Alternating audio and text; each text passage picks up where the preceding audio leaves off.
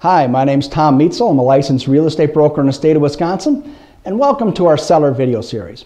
So you've got an accepted offer on your property, but now the contingencies start. Remember, there's a financing contingency, and the financing contingency is going to be where the seller says, I have to be able to actually get financed in order to buy your home.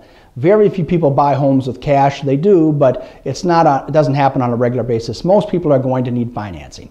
So you as the seller are going to want to get something called a pre-qualification letter, typically within 3 days. Now, a pre-qualification letter says that the buyer has at least talked to a lender, and the lender thinks that on first blush, based on what the buyers told them, that they're going to qualify for a loan.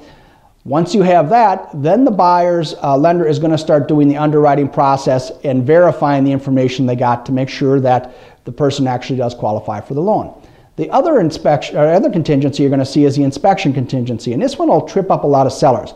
When the buyers come in to inspect, they're looking for major things wrong with the property. Now, state law in Wisconsin says that it needs to be a significant thing for them to come back and complain about it.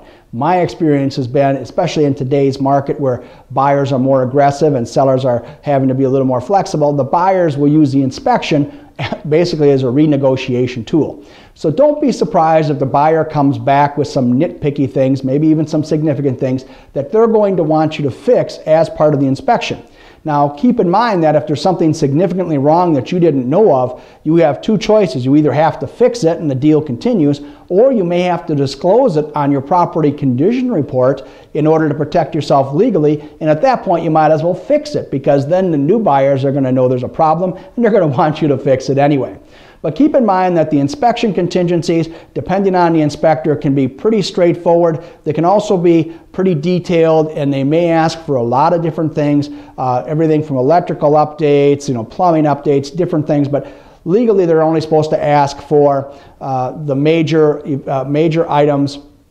But in today's environment, that changes. So keep in mind that you can say yes, you can say no if the buyer asks you for you to do things as part of the inspection contingency, but you have to weigh that against how long you've been on the market, how much it's going to cost to do that, what are your monthly payments. In most cases, I've found it pays for the seller to go ahead and make the repairs. But remember, if the buyers ask you to make certain repairs, that's a negotiation. You can always say, well, we'll tell you what, you can make the repairs after closing. We'll give you the cash to make the repairs so you don't have to hassle with it. Well, we'll do X, Y, or Z, but we're not going to do this because that's not a significant problem. So keep in mind that you can negotiate on the things the buyer asks you to do. And your realtor should be doing that for you.